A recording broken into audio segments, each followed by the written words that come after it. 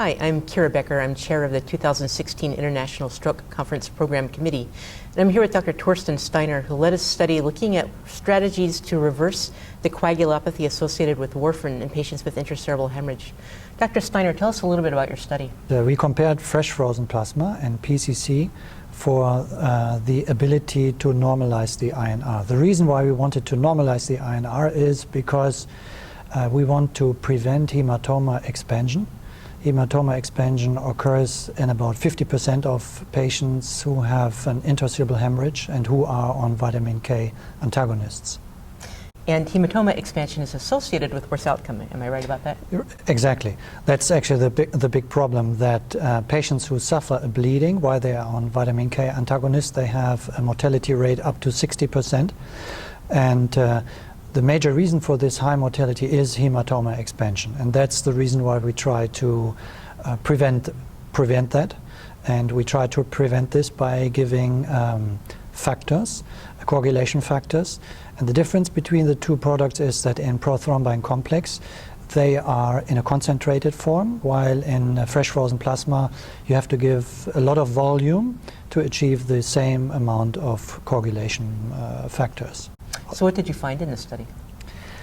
We found that there is a significant difference between PCC and FFP in the way that PCC does normalize the INR within 3 hours in significantly more patients.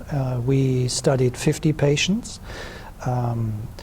23 were on FFP and 27 on PCC.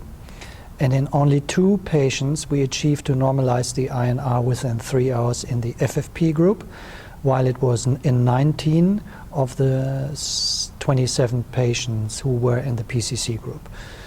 And the other finding is that this led to a significant less hematoma expansion at 3 hours and at 24 hours.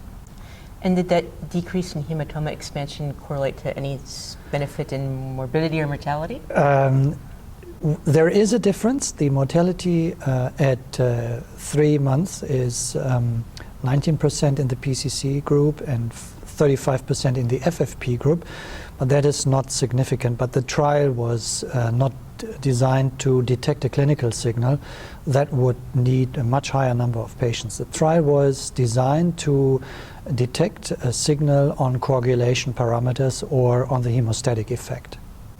And were there any adverse effects associated with PCC or FFP administration?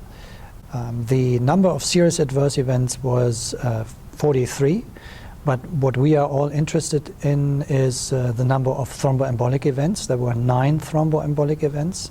3 occurred within the first 3 days.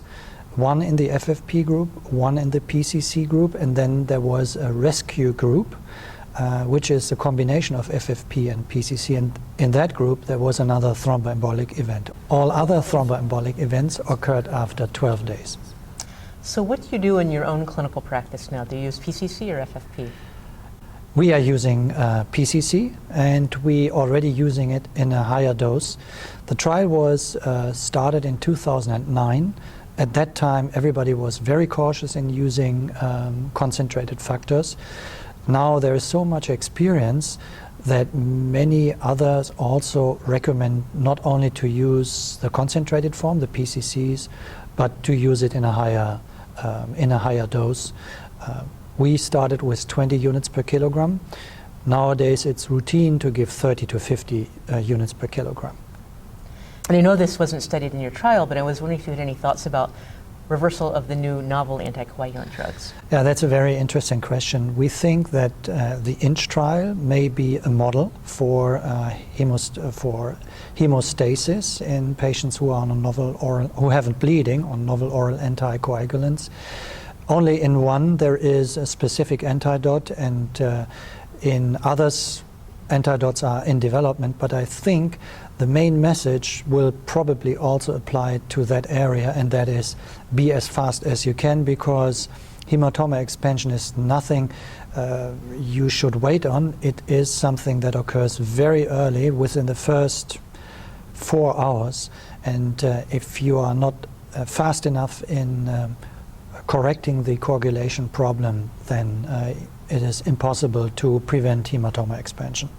So time is running about the ischemic and hemorrhagic stroke. Absolutely, and it's very interesting to see that numbers are pretty similar. There is an, though retrospective study that shows that if you do not